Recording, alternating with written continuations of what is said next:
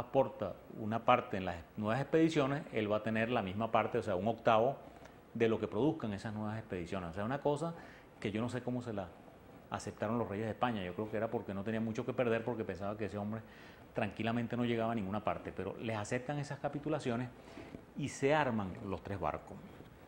Ese es otro de los errores que tenemos, que no les voy a decir que sea grave, pero dicen que Colón vino en 3 carabelas. No, señor. Las que eran carabelas eran la Pinta y la Niña. La Santa María no era una carabela, era otro tipo de barco, como decían, una nao o una carraca. O sea, que era una nave un poquitico más grande. Entonces Cristóbal Colón se viene en sus 2 carabelas y en su nao y sale el mes de agosto del puerto de Palos rumbo a América. Pero él pasa primero, vean la ruta, él pasa por las Islas Canarias. Y en las Islas Canarias le repara el timón a la Pinta y ahí es que él arranca, como diríamos, rumbo a lo desconocido. Esa es una cosa, tienen que meterse en la cabeza. Mira, independientemente de lo que pensara Colón, de lo que sabía o lo que no, Colón iba rumbo a lo desconocido.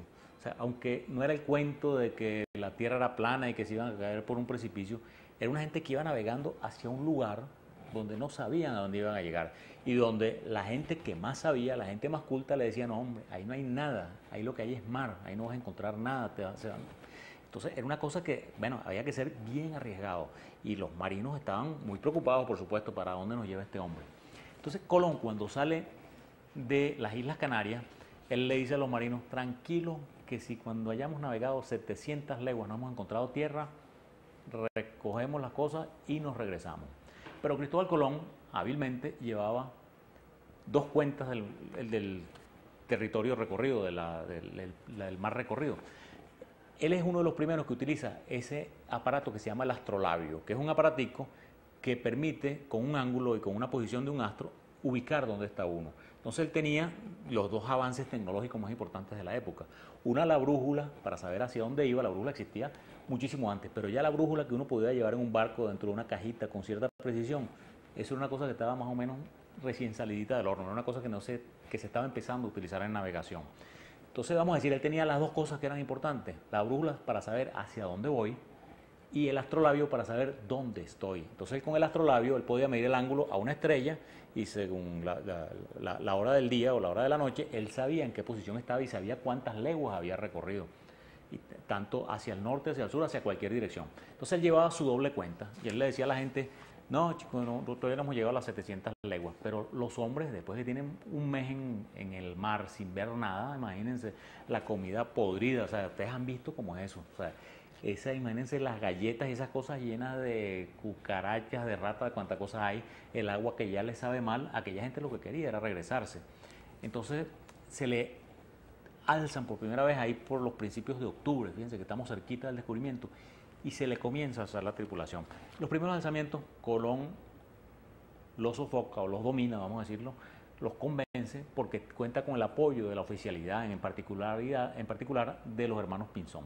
Pero vamos a una pausa, que ya estamos a punto de descubrir América como lo hizo Colón. Una pausa y les termino el cuento.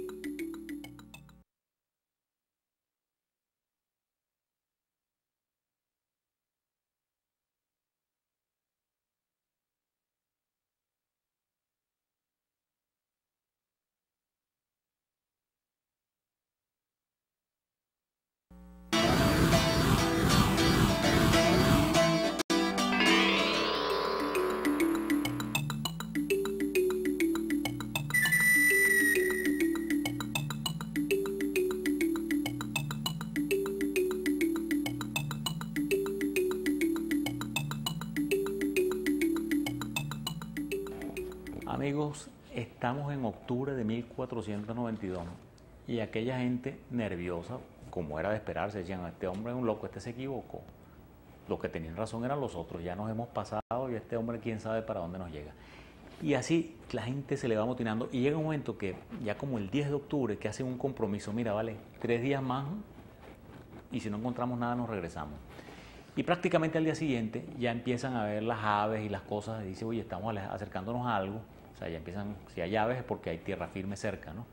Entonces ya la madrugada del 11 al 12 de octubre es que se descubre tierra. y es que se salva Cristóbal Colón, pero él jura y perjura que llegó a la anteínsula, o sea, una isla antes de Zipango, antes de Japón. Ese hombre juraba que estaba en Asia. Entonces, bueno, él descubre su islita, después le naufraga su nao, la Santa María, con los restos de la nao, deja 30 y tantos hombres ahí cuidando, hace un fortín que lo llaman el fortín de Navidad, y él se regresa a España. Entonces recibió en España, bueno, apoteósicamente. O sea, una de las cosas que hay que destacar, fíjense que Colón sale en agosto y descubre América en octubre.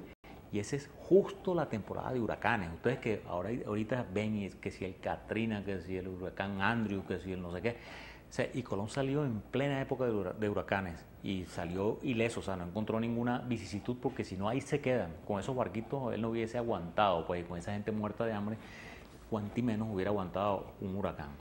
Pero el asunto es que llega y enseguida a los 6 meses le dan la oportunidad para el segundo viaje, que ahí sí vienen, pero a conquistar. Vienen 1.200 hombres, 17 barcos, etcétera. Pues llegan y todavía no descubren tierra firme, sino descubren una serie de islas y navegan por todo eso, la Española, Cuba, Puerto Rico, etcétera. Y después viene el tercer viaje, que para nosotros es muy importante en el sentido de que es cuando descubre Venezuela, descubre nuestra tierra firme en la zona del Golfo de Paria, y él sospecha que llegó a un continente porque ve las aguas del Orinoco y dice, oye, este es un río grandísimo, esto no puede ser una isla, esta es una corriente de agua dulce demasiado grande, así que descubrí tierra. Y es cuando nos llaman, como ya les dije en otro programa, Tierra de Gracia.